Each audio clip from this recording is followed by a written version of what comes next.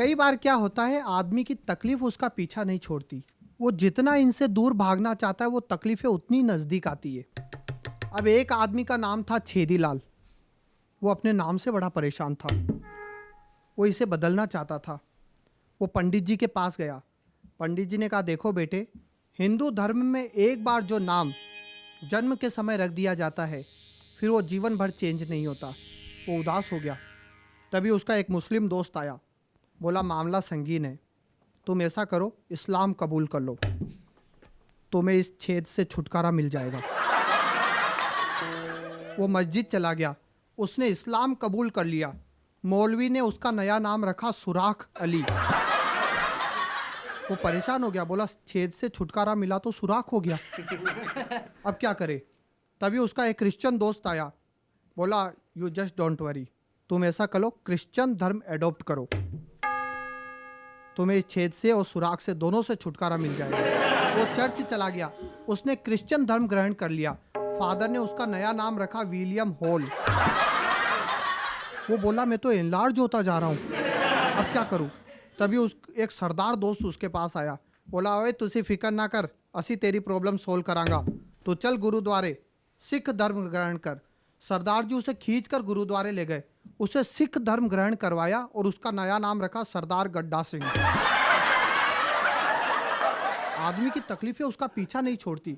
अब एक ऑफिस में एक नया नया क्लर्क भर्ती हुआ। उसका नाम था प्राणनाथ। और संयोग से उस ऑफिस में काम करने वाली 90% महिलाएं। एक धर्म संकट पैदा हो गया।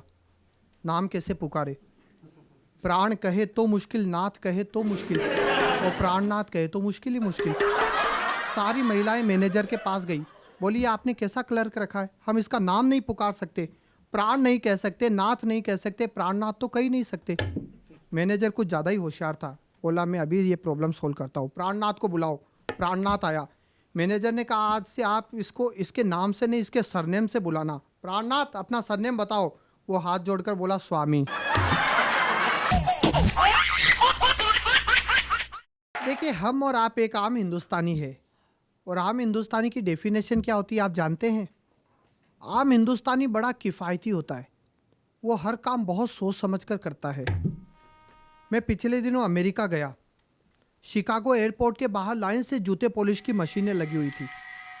अब वहाँ एक सिस्टम था, मशीन में एक पैर डालो जूते पॉलिश हो जाते, फिर दूसरा पैर डालो जूते पॉलिश हो जाते, लेकिन मशीन पैर पकड़ लेती। फिर $1 का कॉइन डालो तब पैर छोड़ती। जो अमेरिका गए वो जानते हैं, शिकागो एयरपोर्ट के बाहर ये सिस्टम है। अब मैंने ये सिस्टम अच्छी तरह समझ लिया। मैंने एक पैर एक मशीन में डाला, जूते पॉलिश हो गए। मैंने दूसरा पैर दूसरी मशीन में डाला, जूते पॉलिश हो गए, अपन निकल गए। लेकिन मेरे बाद खड़े अंग्रेज की हालत खराब हो गई। उसने जैसे ही पहला पैर डाला मशीन ने पकड़ लिया, क्योंकि उसकी काउंटिंग में तो 2 आ चुके थे। अपन पैसा बचाने के मामले में ब्लैक बेल्ट चैंपियन है। मेरे मोहल्ले में एक सज्जन बिल्कुल अकेले रहते थे, एक दिन गुजर गए। जब उन्हें ले जाने लगे तो एक आदमी रोता हुआ आया। बोला, बड़े भले आदमी थे, एक बार इन्होंने मुझे 5,000 रुपये उधार दिए।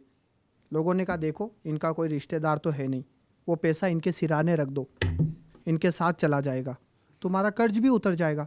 उसने 5,000 रुपये उनके सिराने रख दिए। तभी एक मेरे जैसा आया। बोला, एक बार इन्होंने मुझे भी 5,000 रुपये उधार दिए थे। लोगों ने कहा, तुम भी रख दो। अब उसने क्या किया, तुरंत एक 10,000 का चेक काटकर उनके सिराने रखा और 5,000 कैश उठा लिए। पैसे बचाने के मामले में हम लोग एक्स्ट्रा चतुर। और देखिए पैसे किस किस तरह से बचाए जाते हैं। एक डेंटिस्ट के पास एक आदमी आया। बोला, एक दांत निकलवाना है, कितना लगेगा? डेंटिस्ट ने कहा, 300 रुपये। वो बोला, 300 रुपये इतना ज़्यादा?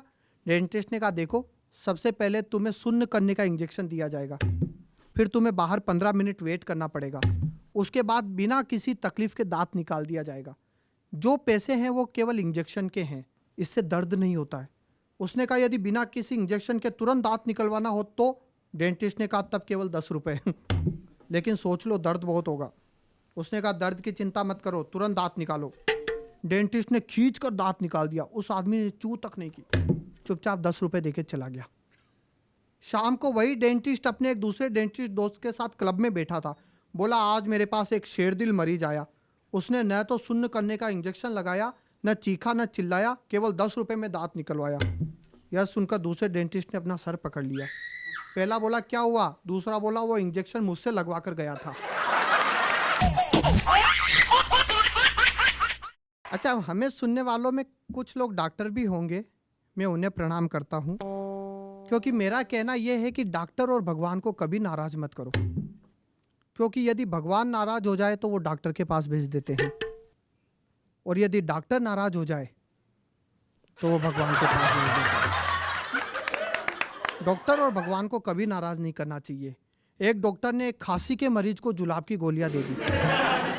मैंने कहा ये जुलाब की गोलियां उसकी तकलीफ कैसे दूर करेगी, क्या इसे खांसी से आराम मिलेगा? डॉक्टर बोला खांसी से तो आराम नहीं मिलेगा, पर वो खांसने से पहले कम से कम 4 बार सोचेगा। डॉक्टर और भगवान को कभी भी नाराज नहीं करना चाहिए। एक आदमी की दोनों टांगे नीली पड़ गई, डॉक्टर ने दोनों टांगे काट कर लकड़ी की टांगे लगा दी। 2 दिन बाद देखा लकड़ी की टांगे भी नीली पड़ गई। डॉक्टर बोला अब तेरी बीमारी का असली कारण पता चला, तेरी जींस कलर छोड़ रही है। कई तरह के मरीज आते हैं, अलग अलग मरीज आते हैं। एक मरीज आया, बोला डॉक्टर साहब मेरा पूरा शरीर जवाब दे गया, मैं अपने आप को जहां भी टच करता हूं दर्द होता है, जहां भी टच करता हूं दर्द होता है। डॉक्टर भी घबरा गया, बोला लगता कोई सीरियस प्रॉब्लम है। मैं पास में ही बैठा था, मैंने कहा कोई सीरियस प्रॉब्लम नहीं है, इसकी उंगली में फ्रैक्चर है। अच्छा देखिए, जो लोग हालचाल पूछने आते हैं वो फॉर्मेलिटी किस तरह से निभाते हैं, मजा लेना। एक बार मैं बीमार हुआ, हर इलाज बेकार हुआ, बुखार कुछ ऐसा चढ़ा कि अस्पताल में भर्ती होना पड़ा। अगले ही दिन एक दोस्त आया, साथ में फूलों का गुलदस्ता लाया, लाकर मुझ पर चढ़ाया, फिर 2 मिनट का मौन रखकर और आंख से गले तक भरकर बड़ी मुश्किल से मुंह खोला और बोला क्या बीमारी है? मैंने कहा तलाश जारी है।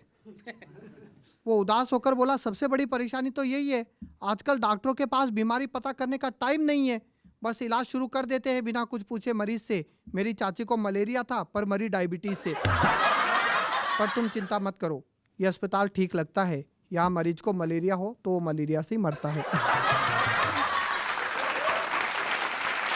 एक बार मैं बॉम्बे हॉस्पिटल में भर्ती हुआ, 2 दोस्त आए। एक बोला मेरे लायक कोई सेवा हो तो कहना, दूसरा कान में आकर बोला नर्स बहुत सुंदर है, ठीक होने में जल्दबाजी मत करना। कुछ तो ऐसे लोग हालचाल पूछने आते हैं, आपने देखा होगा, जो खुद डॉक्टर बन जाते हैं। मेरा एक दूर का रिश्तेदार आया, साथ में कुछ फल फ्रूट्स लाया, आते ही अपने अध कचरे ज्ञान का ढक्कन खोला और मेरे सर पे हाथ रख के बोला नींद नहीं आती है? मैंने कहा हाँ। बेचैनी बढ़ती जाती है? मैंने कहा हाँ। सीने में दर्द उठता है? मैंने कहा उठता है। रह रहकर पेट दुखता है? मैंने कहा दुखता है। यह सुनकर वो रोने लगा, अपने आंसुओं से अपना मुंह धोने लगा। मैंने रोका तो बोला मेरी बुआ के लड़के को भी यही बीमारी थी, यही लक्षण थे, यही निशानी थी।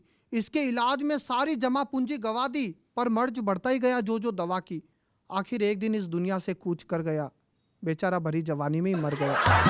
यह सुनते ही मेरी आंखों के आगे अंधेरा छा गया। उसने देखा तो हौसला बढ़ाने मेरे पास आ गया, बोला हिम्मत से काम लो, भगवान ने चाहा तो सब ठीक हो जाएगा। लेकिन इस बीमारी से आदमी बचकर निकल भी आता है तो भी शरीर से अपाहिज तो हो ही जाता है। दवा बराबर खाना, मेरे लायक कोई सेवा हो तो बताना। मैंने कहा जरूर बताऊंगा। वो हाथ जोड़कर बोला अच्छा कल फिर आऊंगा। ऐसे शुभ चिंतक जल्दी से पीछा नहीं छोड़ते। अच्छा, कुछ तो ऐसे लोग हालचाल पूछने आते हैं जिनकी खुद की हालत काबिले बयान नहीं होती। एक सीन देखना, मोहल्ले के एक दादाजी छड़ी टेकते हुए आए, आते ही कांपने लगे, खड़े खड़े हांफने लगे। किसी तरह उन्हें बिठाया, एक गिलास पानी पिलाया, फिर मैंने ही पूछा आप कैसी तबीयत है? वे कुर्सी पर बैठे बैठे बोले क्या बताऊं बेटे, हालत इतनी संजीदा है कि मैं जिस डॉक्टर की दवा पर जिंदा हूं वो खुद अब दुआ पर जिंदा है। हालत इतनी संजीदा है कि मैं जिस डॉक्टर की दवा पर जिंदा हूं वो खुद अब दुआ पर जिंदा है। प्राण इस पिंजरे से निकलने को मचल रहे हैं, लीवर और किडनी पेंशन पर चल रहे हैं, ब्लड प्रेशर इतना ज्यादा है कि हृदय त्यागपत्र देने पर आमादा है। लेकिन आदमी कितना पॉजिटिव होता है, देखना पॉजिटिविटी की हाइट देखना। ब्लड प्रेशर इतना ज्यादा है कि हृदय त्यागपत्र देने पर आमादा है। यमराज छाती पर बैठा है बनकर दरोगा। अब तुम ही बताओ बेटे, इस 72 साल की उम्र में यह हाल है तो बुढ़ापे में तो भगवान जाने क्या होगा। और साहब बीमारी बहुत मामूली थी, लेकिन लोगों की दुआएं मुझे मारने पर तुली थी।